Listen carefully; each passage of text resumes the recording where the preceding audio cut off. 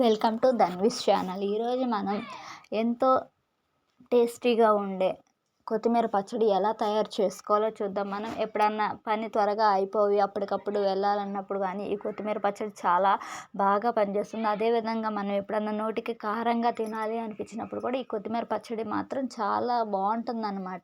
వేడి వేడి అన్నంలో వేసుకొని తింటే కనుక సూపర్గా ఉంటుంది. అది ఇప్పుడు ఎలా తయారు చేయాలో మనం చూసుకుందాం. ముందుగా ఒక 10 పచ్చిమిరకాయల వరకు శుభ్రంగా తీసుకొని వాటిని శుభ్రంగా కడిగి ఆ తర్వాత మనము వాటిని కొంచెం ఆయిల్ వేసుకొని వేయించుకోవాలన్నమాట. వేయించుకున్న దాంట్లో కొంచెం జీలకర్ర, ధనియాలు, అలాగే కొంచెం చింతపండు కూడా వేసి బాగా కొంచెం వేపుకోవాలన్నమాట. ఇలా వేపుకున్న తర్వాత వాటిని అన్నిటినీ తీసి పక్కన పెట్టుకోవాలి. అదే కళాయిలో కొంచెం ఆయిల్ వేసి మనం ముందుగా కట్ చేసి పెట్టుకొని శుభ్రంగా కడిగిన కొత్తిమీరను కూడా వేసి కొంచెం వేపుకోవాలన్నమాట.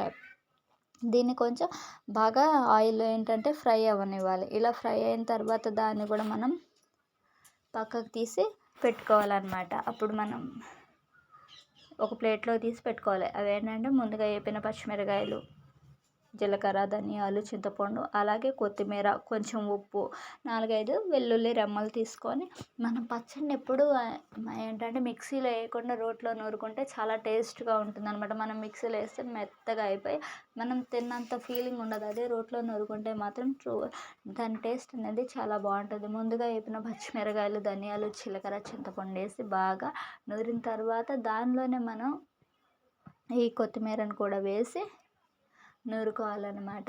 ఈ కొత్తిమీర తినటం వల్ల మనకి హెల్త్కి చాలా బెనిఫిట్స్ ఉంటాయి అన్నమాట. మన హెయిర్ ఫాల్కి కానీ, మన ఫేస్ గ్లో అవటం కానీ, స్కిన్ ట్యాన్ అవడానికి, వీటన్నిటికి మాత్రం మనం కొత్తిమీర చాలా బాగా అవుతుంది. మన రోజు మన డైట్లో కనుక కొత్తిమీర చేర్చుకోవడం వల్ల మన ఫేస్లో కొంచెం చేంజ్ వస్తూ ఉంటుంది అన్నమాట. ఇలా బాగా మెత్తగా నూరిన తర్వాత ముందుగా తీసుకున్న వెల్లుల్లి రెమ్మలు కూడా వేసి బాగా మెత్తగా నూరుకోవాలన్నమాట. ఇలా నూరుకున్న దానిని ఒక గిన్నెలోకి మనం తీసుకోవాలి.